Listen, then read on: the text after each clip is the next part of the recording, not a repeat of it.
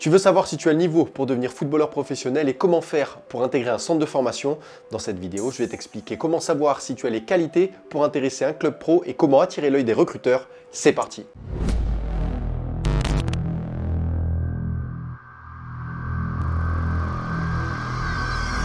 Salut à tous, bienvenue sur la chaîne Un Agent t'explique. Je m'appelle Nassim, je suis agent de joueur, licencié par la Fédération Française de Football et je vais essayer de te donner quelques clés pour savoir si tu as le niveau et comment faire pour intégrer un centre. La première chose à faire pour savoir si tu as le niveau pour intégrer un centre de formation, c'est d'évoluer au plus haut niveau de ta catégorie. Si tu es en U14, tu dois jouer en U14R. Si tu es en U15, tu dois jouer en U15R, U17, U17 nationaux, etc. Mais attention, jouer au plus haut niveau de ta catégorie ne te garantit pas d'intégrer un centre de formation. Il faudra être au-dessus du niveau global de cette catégorie. Alors comment savoir si tu fais partie de ces joueurs qui sont un peu plus doués que les autres? C'est assez simple, il faut te poser la question, est-ce que tu fais partie des 2-3 meilleurs joueurs de ton équipe, des 2-3 joueurs les plus importants de ton équipe?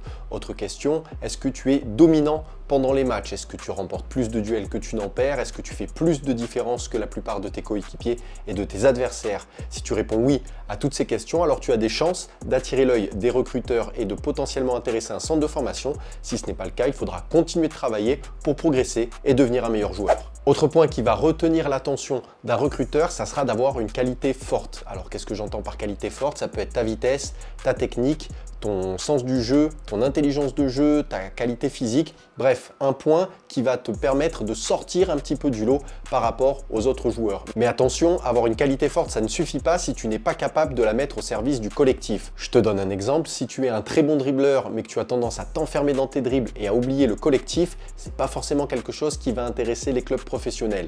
Donc avoir une qualité forte, oui, mais l'intégrer dans un collectif, c'est hyper important. Autre élément à intégrer, peut-être le plus compliqué, c'est jouer au poste qui colle à tes qualités et pas forcément jouer au poste que tu préfères. Il vaut mieux jouer à un poste où tes qualités naturelles seront mises en avant plutôt qu'à un poste que tu préfères mais où tu ne feras pas énormément de différence. Et ça, c'est un point qui est très compliqué à faire entendre à un joueur. Donc je ferai une vidéo pour essayer d'expliquer quelles qualités pour quel poste, mais tu peux déjà y réfléchir avec tes parents, avec ton coach pour savoir sur quel endroit du terrain tu apporterais le plus à ton équipe.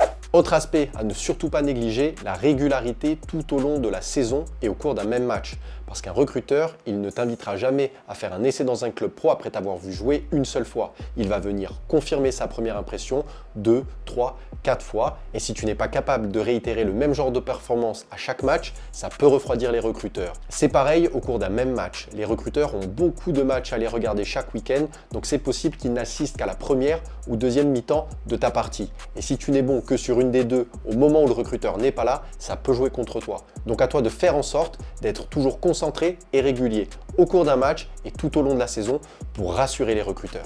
Avant-dernier point de cette vidéo, pas forcément axé football, mais ça a quand même énormément d'importance, ça sera ton comportement sur le terrain, que ce soit avec tes coéquipiers en étant positif dans les encouragements, avec l'arbitre en évitant de prendre des cartons jaunes pour contestation et en râlant à chaque décision, et avec les adversaires en ne t'embrouillant pas ou en ne mettant pas des petits coups en douce pour essayer de montrer que tu as du caractère. Ce genre de comportement, c'est plutôt contre-productif. Si tu crois montrer à un recruteur qu'en faisant des têtes contre tête, en mettant des petits coups ou en étant agressif sur un terrain, ça va te montrer que tu as du caractère, ça va plutôt prouver que tu as du mal à tenir tes nerfs.